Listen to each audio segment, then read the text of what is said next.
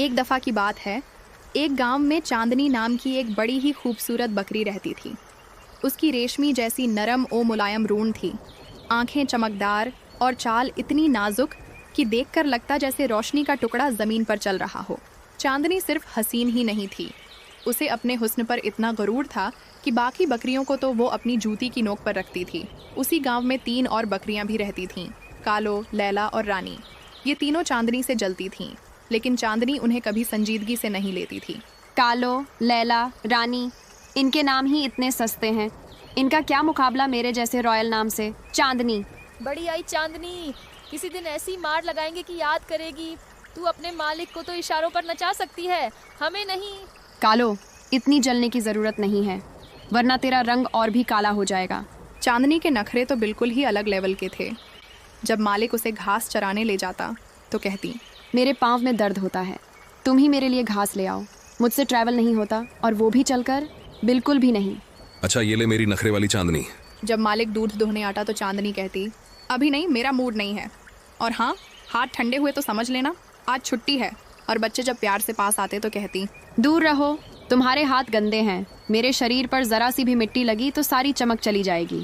مالک بھی اس پر جان چھڑکتا تھا، لیکن کسی کو یہ نہیں پتا تھا کہ چاندنی کو عید کی قربانی کے لیے تیار کیا جا رہا ہے، سب سے حسین اور مہنگی بکری کے طور پر۔ چاندنی خود اس راج سے واقف تھی، اس لیے وہ اور بھی زیادہ اکیلی اور اداس رہتی تھی۔ ہر رات ستاروں سے بھرے آسمان کے نیچے چپکے سے کہتی، کیا میری زندگی کا انجام صرف قربانی بن کر ہی ہوگا؟ ایک رات کی بات ہے، جب مالک اپنی بیوی سے کہہ رہا تھا، اس عید چاندنی کو بیچ دیتا ہوں، اچھی قیمت لگے گی۔ یہ بات کالو نے چھپ کر سن لی اور دوڑتی ہوئی لیلا اور رانی کو بتانے گئی۔ تینوں مل کر ہنسنے لگیں۔ کر لو نخرے چاندنی میڈم، کل تو ویسے بھی یہاں نہیں ہوگی، گئی بیوٹی، گیا ایٹیٹیوڈ۔ مالک تیرے مٹن کے خواب دیکھ رہا ہے، ساتھ میں تیرے سر، پائے، کلیجی، پتہ نہیں کیا کیا بنیں گے۔ پہلی بار اس کے حسن کے پیچھے کا غرور ٹوٹ گیا۔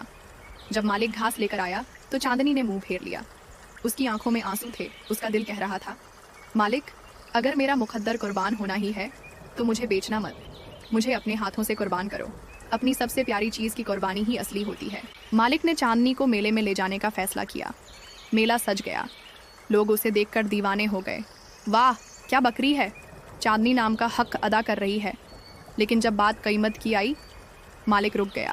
اس نے کہا، میں چاندنی کو نہیں بیچ سکتا، یہ کوئی عام بکری نہیں ہے، یہ میرے دل کے بہت قریب ہے، میں اسے خود قربان کروں گا۔ قربانی اپنی سب سے پیاری چیز کی ہوتی ہے۔ ملک چاندنی کو واپس لے آیا۔ اس کی بیوی نے حیرانی سے پوچھا۔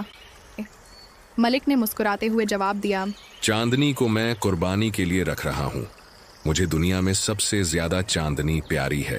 عید کا دن آیا، کسائی آیا۔ چاندنی نے سب کو اداس نظروں سے دیکھا، اس کی آنکھوں میں آنسو تھے، لیکن اس بار غرور نہیں، بس سکون تھا۔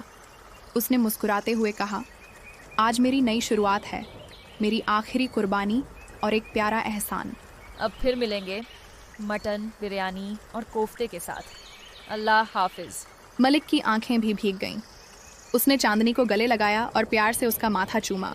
کالو، لیلا اور رانی بھی اداس ہو کر دیکھنے لگے، اور چاندنی خود کو قربانی کے لیے تیار کر چکی تھیں۔